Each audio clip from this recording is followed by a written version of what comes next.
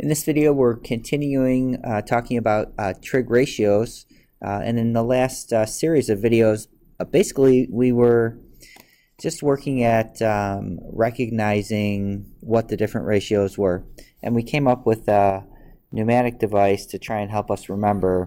It was SOHCAHTOA. All right, and I did recommend that if you were having trouble memorizing this, you maybe want to just fill up a sheet of paper, and by the time that's done, you will have this memorized. Because if you don't remember your trig ratios, you're not going to be able to solve any of these problems. So the last series of videos, basically we were just looking at writing the ratios. Now, in this part of the section, we're going to actually use the trig ratios to help us solve for angles and sides in our triangle. Because remember, we were talking about solving right triangles, which basically meant finding any missing parts. So let's go ahead and take a look at part A here.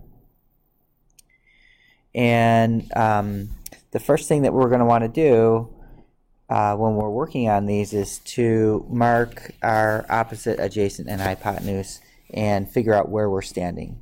So I've got this 73-degree angle over here, so this is where I'm standing. So however you want to designate in the picture what acute angle you're working with, do that. I like to draw a little stick figure. And now if I'm standing over here at this acute angle, I know that this is going to be my opposite side, this is going to be my adjacent side, and this will be the hypotenuse. So my x is by the adjacent side, and the 14 is by the opposite side. And again, I've got my SOHCAHTOA here, our mnemonic device, and I'm working with the opposite and the adjacent, which means I'm going to have tangent as my trig function to use. So in the previous videos, we were just writing the tangent of A or the tangent of B. Now we actually have an angle measure here, so I'm going to write the tangent of 73 degrees. And I know that's opposite over adjacent, so the opposite side is 14, and the adjacent side we don't know, so we'll fill that in with an x.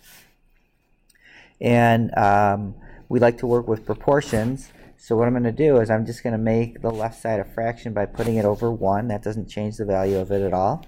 And now I can go ahead and I can solve for x. So I'm going to cross multiply. So I have x times the tangent of 73 degrees, and we'll figure out what that is in a minute, is equal to 1 times 14, which is 14. And the tangent of 73 is about 3.2708x. So all I did was change the tangent of 73 to 3.2708. So again, on your calculator, make sure that your mode, if you're using one of the TI 84s or 83s, you want the mode to be degree. And the other point I want to make is when we're estimating our trig functions here, if you're going to estimate it with a decimal value here, it's important to go out to 4 decimal places. Otherwise, you're not going to get a very accurate answer. You actually could figure this out using tan 73 in your calculator, and you would get the most accurate answer. So all I did was change tan 73 to 3.2708, and that's going to equal 14. And then I'll divide both sides by 3.2708. Our goal here again is to solve for x, 3.2708. So these reduce out, and we're left with x is about 4.3. So for the trig function, we were rounding it to 4 decimal places. For the final answer here, up here in the upper right corner here, it said round to the nearest tenth, so that's what we'll do. And that gives us about 4.3.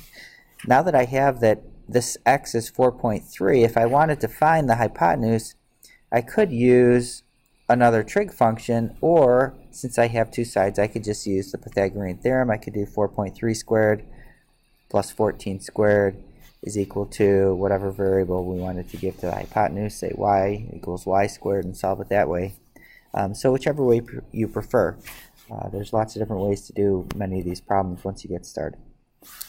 All right, if you have questions, make sure you ask, and we'll see you in the next video.